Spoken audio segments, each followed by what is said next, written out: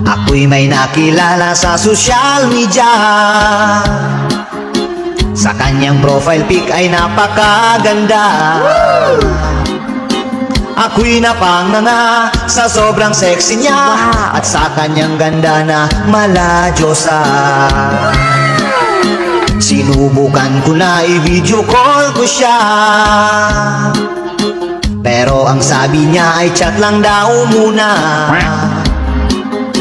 Hindi pa siya handa na siya'y magpakita. Excited daw ako at yun ang sabi niya. Pero siya ay kinukulit ko talaga. Curious kasi ako sa sobra niyang ganda.